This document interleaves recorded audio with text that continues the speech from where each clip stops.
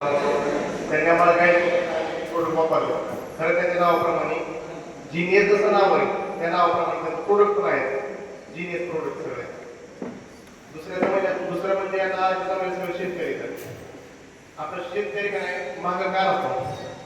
आता प्रत्येकाला फक्त प्रश्न पडतो का मागं राहतो का मागं राहतो. तरी दोन कारणं वाटते मला.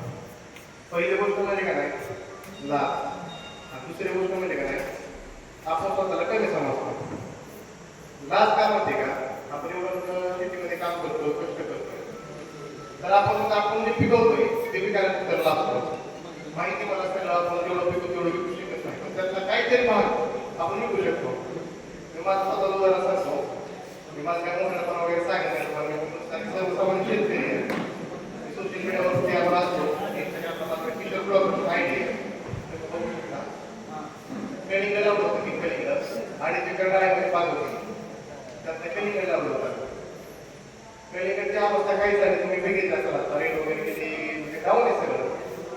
काय ठरवलं होतं आपण सोशल मीडियाचा फायदा घ्यायचा आपण जे पिकवलं आपण स्वतः विकून टाकलं. ट्रॅक्टर टाईली भरली टेम्पोर्टमध्ये गेममध्ये इंदापूरमध्ये टाईली लावली आणि आपण माल सगळा संपवला. थोडा नव्हता 25 टन माल आम्ही स्वतः रस्त्याकडे बरोबर कुठेतरी आपण मागे पडलं कारण म्हणजे लाज आहे ही लाज आपण सोडली पाहिजे.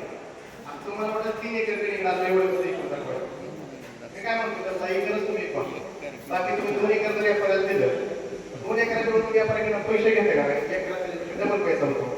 ते कुठं सांगत नाही वार बुधवार होता टेम्पोमध्ये पहिली टायली लावली सोशल मीडियाला व्हिडिओ टाकला इंस्टाग्रामला मी 3 बजेमध्ये माल विकायला येतोय. टेम्पोमध्ये सकाळी 10 वाजल्यापासून 3 वाजेपर्यंत माझी टायली संपली. वार बुधवार कंधारचा बाजार 3 वाजता दुसरी टायली बनली कंधारमध्ये लावली 2 टायल्या संपल्या.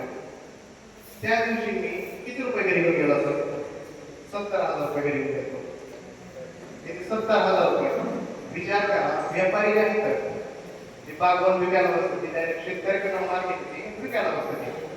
मी म्हणतो माझं सोशल मीडियावर जास्त विकला असतं तर त्यांचं काहीतरी कमी जर असं धरलं तरी 5,000 रुपये सकाळमध्ये बागवान घरात घेऊन जातो संध्याकाळी गेल्यानंतर 10,000 ते 15,000 रुपये घेऊन येतो. ह्याचं कारण काय ते लाजत नाही आपण लाजतो. हीच मला सांगायचं लाजू नका शेतकरी मित्रांनो. हीच मेन कारण आहे की आपण मागं पुढं आता मी तुम्हाला माझी परिस्थिती सांगतो. मी माझा मोठेपणा अजून कसं सांगत नाही. 16 एकर क्षेत्र आहे मला केळी माहीत तुम्हाला सगळं माहिती त्यांच्या आमची परिस्थिती काय ठीक-ठाक आहे सगळं सर्वसामान्य पण मी लाजतो ना स्वतः सॉफ्टवेअर इंजिनियर आहे. माझं वर्क फ्रॉम होम असतं गव्हर्नमेंट काम करतो. त्यातनं मी टाइम काढला मॅनेजरला सांगितलं मला सुट्टी पाहिजे अशी कंडिशन आहे. सगळी सिच्युएशन त्यांनी बघितली चालते मला काय प्रॉब्लेम आहे स्वतः केली घेतली लाजलो नाही. सुरुवातीला थोडी लावून तर मग काय अडचण नाही काय थोड्या दिवसांनी पण ज्यावेळेस सक्सेस त्यावेळेस 30 लोक आपल्याला बघतील चांगले केले. दुसरी गोष्ट म्हणजे आपली काही एकी नाही शेतकऱ्याची. आता मी आपल्या गावामध्ये बघतो हुशार शेतकरी भरपूर येत असतात शिकलेली सवय भरपूर लोक आहेत. ती काय करते ते चांगला अभ्यास करते प्रोडक्ट आणते ते आपल्या टिकलं सोडते प्रत्येक बाजारात सोडते अनुभव चांगला रिझल्ट चांगला आणते ती. पण शेजाऱ्याला सांगायचं म्हणजे त्यांच्या जीवावर येते. म्हणजे अनुभव सांगतो मी बघितलं आपल्या गावात आता बाटल्या वगैरे आणायच्या सोडायच्या ते जाणून पण टाकायचं आता शेजारी काय बघितलं पाहिजे. आता शेजारी मी मोठा होतोय ना या गोष्टी तुम्ही कुठं टाळा.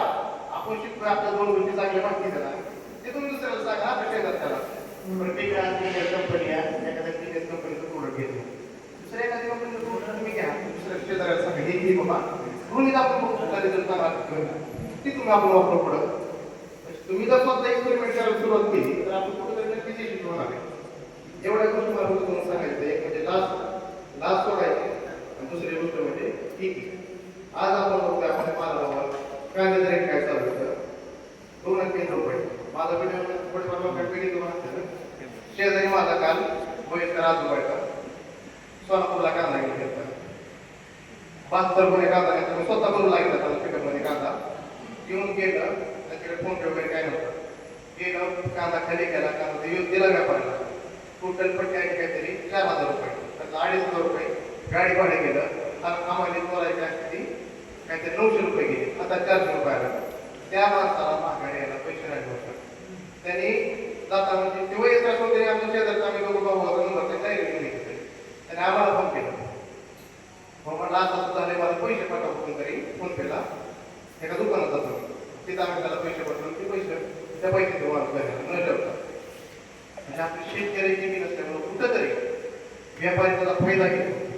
आपण ज्यावेळेस कधी लढत तेव्हा पण आपण वरती येणार ही गोष्ट तुम्ही नक्की तशा एवढ्या गोष्टी जर आपण शेतकऱ्यांनी केल्या कुठेतरी नक्कीच आपला फायदा होणार बस एवढंच बोलायचं.